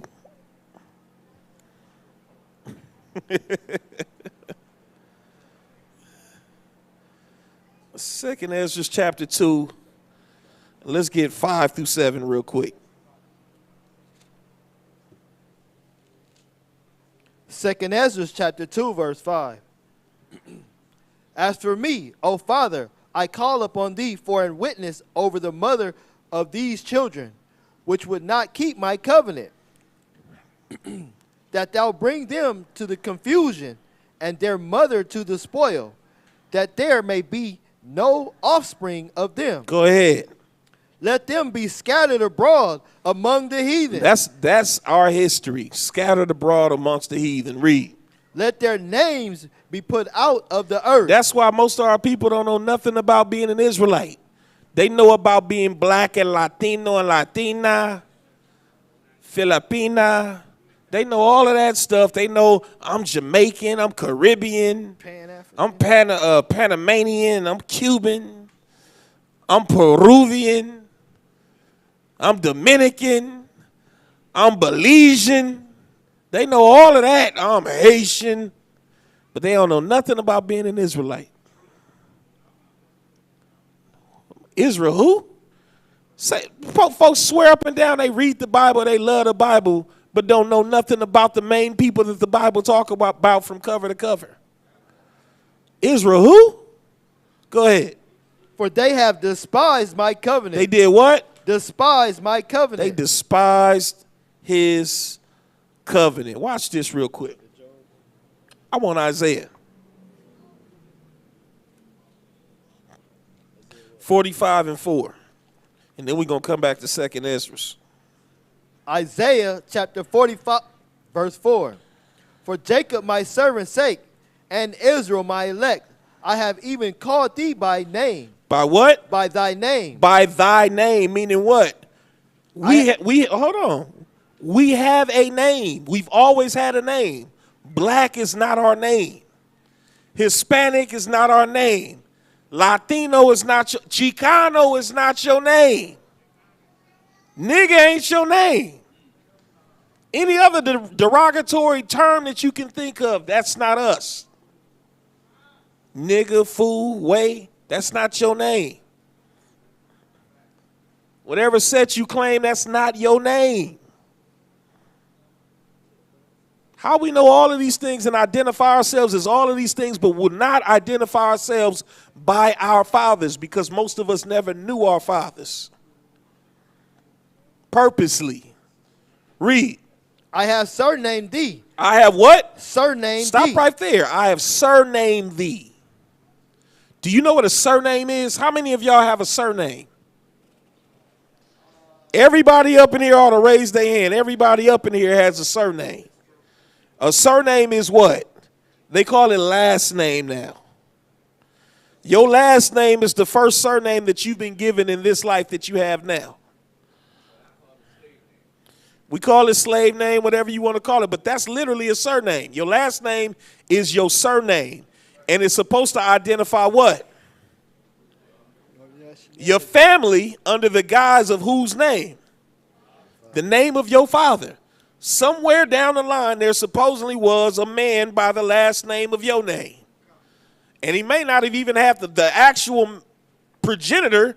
His name was that. And then his children were called sons and daughters of his name. Just like in the Bible. Now, of course, now, you know, we got slavery in the mix, so we're a bit more apprehensive about the names that we got. But if nothing else, you know that you Shalam Yasharahla. You a son or you a daughter of Israel, right? The whole point is you're supposed to know who your fathers are. And when they took that away from us, we ought to be thankful, because the Most High made sure that we'd have some type of way to be reconnected. All praise be to the Heavenly Father. We found a way to be reconnected to who we are. And we ain't even bothered by the naysayers no more, because the naysayers are shut the heck up. You had all kind of people talking about, y'all ain't Israelites, that's stupid. All of them shut up. Why? Because everybody and their mama talking about it now.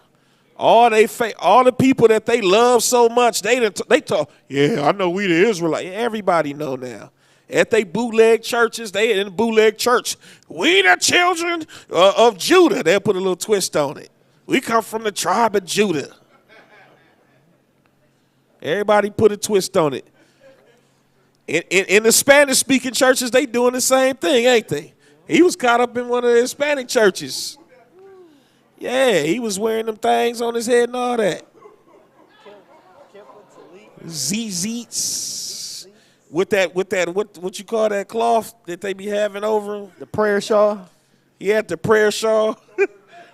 They start working that in the bootleg Christian churches. I'm like, man, like, yeah, they started wearing them prayer shawls, them white ones with the blue in it and all of that. Like that's some kind of special cloth or something. Is that all of that? What verse was that? Verse 4, the last part. I have surnamed thee, though thou hast not known me. He said, I've surnamed you even though you haven't known me. A surname. I got a definition for surname. A hereditary name common to all members of a family as distinct from a given name.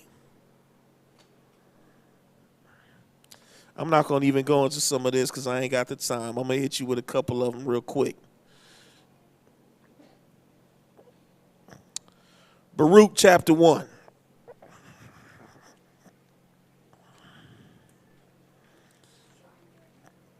Baruch chapter 1, I need 13.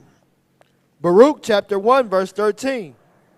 Pray for us also unto the Lord our power, for we have sinned against the Lord our God. Hold on.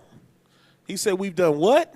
We have sinned against the Most High our God. We've sinned against the Most High. And that's the thing that we got to remember. Go ahead. And unto this day, the fury of the Lord and his wrath is not turned from us. And unto this day, the fury of the Most High and his wrath is not turned from us. We still going through hell. What's happening in these streets right now in our communities? Death. And probably no better other word that you could have even said. He summed it up with one word, death. You want to get more specific? Yeah, I heard another word, homicide. That's what's happening in our communities. We sound pretty cursed. Go ahead. And ye shall read this book which we have sent unto you, to make confession in the house of the Lord, up on the feasts and solemn days. This is a solemn day right here. They call this the Shabbat. And that's exactly what we doing in this book. Making confessions. We confess, yeah, we the Israelites. Along with saying that we're the Israelites, what we're also saying is what? Man, we've sinned. Not only have our forefathers way back when sinned, we've been sinning. The Bible says we've done worse than our forefathers. We've sinned. We need to make it right. Read. And ye shall say, to the Most High our power belongeth righteousness, but unto us confession of faces. Confusion of faces. Our people are still confused. A lot of our people still don't know who they are. And that's why they running to try to celebrate Black History Month. BET put some extra stuff. People doing poetry sounding like everybody else. Poetry supposed to be all deep. Now they got all of these gay folks doing all these poems, all of these lesbians. You know, they done bamboozled the people, got this whole Black Lives Matter movement. Now they even more upfront with the fact that it's a lesbian movement. Tell me if I'm saying something that's a lie. Read. As it is come to pass this day unto them of Judah and to the inhabitants of Jerusalem. Go ahead and read. And to our kings, and to our princes, and to our priests, and to our prophets, and to our fathers. Go ahead. For we have sinned before the Lord. Read. And disobeyed him, and have not hearkened unto the voice of the Lord our power. Go ahead. To walk in the commandments that he gave us openly. Read. Since the day that the Lord brought our forefathers out of the land of Egypt unto this present day, we have been disobedient unto the Lord our power. Is that true? Tell me that ain't true. Tell me it ain't so. And a lot of us up in here, we still in this truth battle wanting to do certain things that are contrary to the laws of the Heavenly Father. We still find ourselves in an iniquitous state. So you already know what it is as far as all our other people that are out there. And especially when you know that, like Jeremiah 50 and 33, he said we're going to be oppressed together. We out here together, so-called Black and Hispanics, all the same people, code word for Israel. And we out there raising hell, oppressing the heck out of one another. Go ahead. And we have been negligent and not hearing his voice. We've been what? Negligent and not hearing his voice. Negligent. All this time, all these resources that our people have, that's why the Bible says you've been negligent. You literally can get your Bible, download you a Bible app for free, and literally listen to the Bible. You don't even have to read. You can listen to the Bible. But we prefer to watch YouTube and World Star and what's all the new stuff, the Shade Room and TikTok and IG. We don't want to feed ourselves, feed our minds and our spirits and prepare ourselves. We just want to escape. How you going to escape when hell has enlarged itself? We in hell right now. Pac said, you're probably in hell already. You dumb. That's not knowing. Everybody that think they going to heaven not going. Read. Verse 20. Wherefore, the evils cleave unto us. The evils cleaved unto us. It's like evil follow us as a people. Read.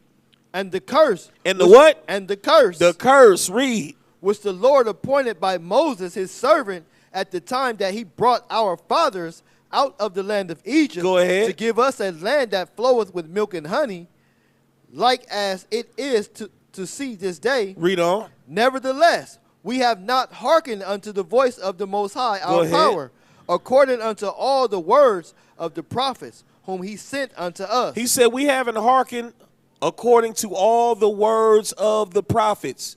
Raise your hand if you hearkening unto the Most High according to all of the words of the prophets.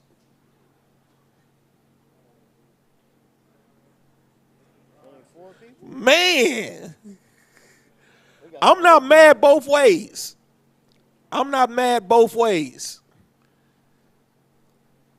I'm not mad both ways. I'm going to tell you why. That's something that I shouldn't be expecting for you to just answer so quickly. I'll give you time to meditate. Real talk.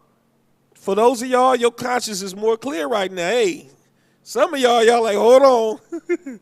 let me go back and think. Have I gave attitude? Did I pay everybody I was supposed to pay? Did I? Come on, these facts.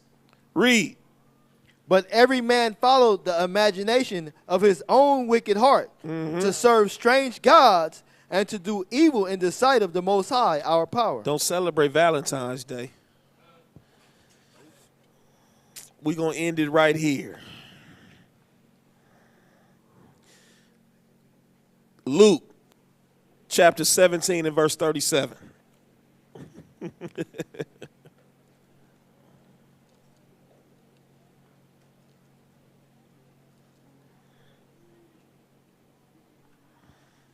Luke 17, verse 37. Now listen up. And when you read above this, contextually it's talking about, they used to use this in the bootleg church and talking about, this was talking about the rapture. How many of y'all remember the rapture? How many of y'all seen that movie that they used to show us to scare you about the rapture?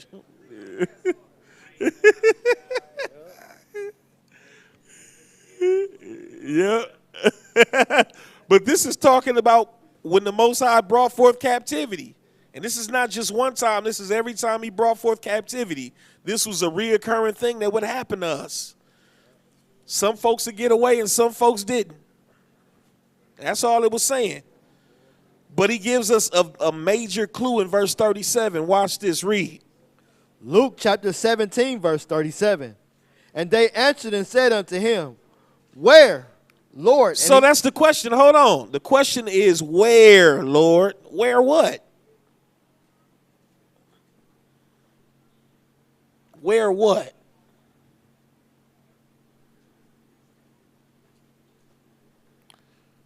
Where are the children of Israel going to be? Where, Lord? Where? Because above that, it was talking about people just disappearing. Where they going to be? Read. Lord, and he said unto them, Whosoever the body is, now, wheresoever. Hold on, get that one right. And he said unto them, This is what he said. This is what Yahweh Shai replied. Wheresoever the body is. Wheresoever the body is.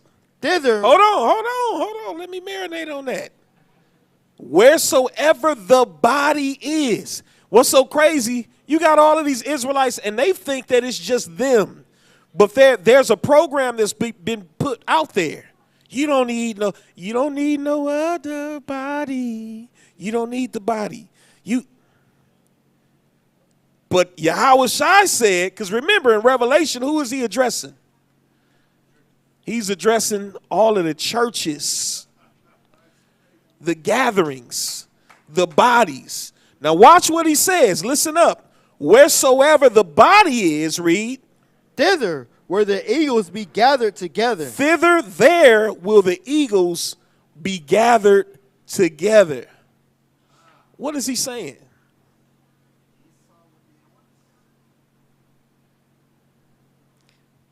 You got something. You said Esau. We know that eagle.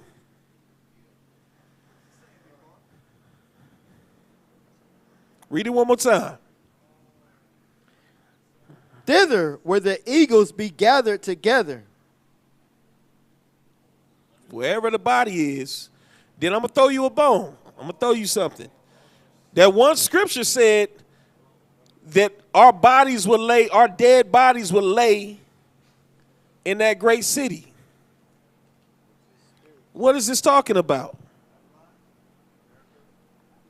America, but not just America.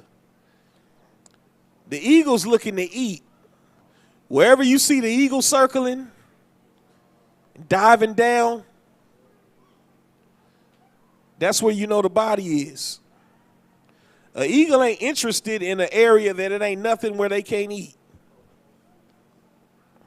An eagle is a bird of prey. So look where all of the eagles are at. People want to know where Israel is at. People want to have all of these conversations about who Israel and who ain't Israel. All you got to look and see is where are the eagles at. The thing about Los Angeles, it's a melting pot. It's a melting pot within a melting pot because the whole United States is known as the Great Melting Pot. Los Angeles is a melting pot in itself. You got all of these different people here. Where are the eagles at, though?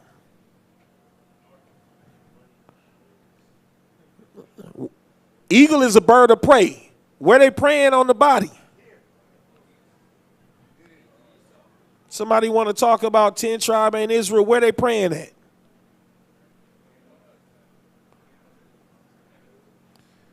Do it be eagles in the Hispanic community?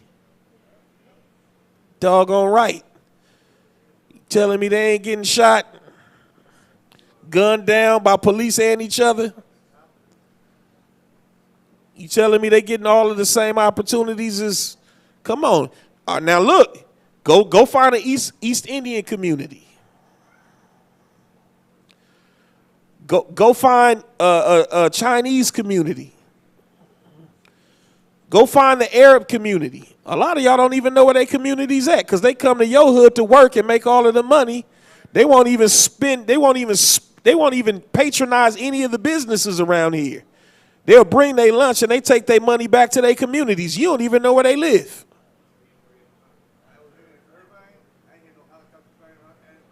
Exactly.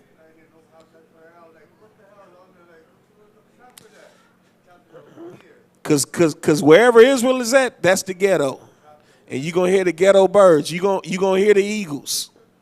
You wanna know where Israel at? Just look for the eagles. All praise be to the Heavenly Father. We'll get that next week. All praises be to the Heavenly Father. All praises.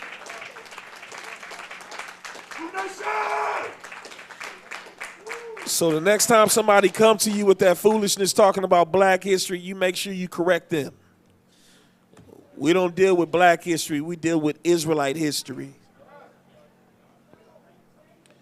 And it really ain't no way to break it apart because we all intermingle right now. It sound like Afghanistan over here. It sound like war. All right, where you at, Bosh? Oh, it ain't you today. It's Kawalia. What's going on, Kawalia?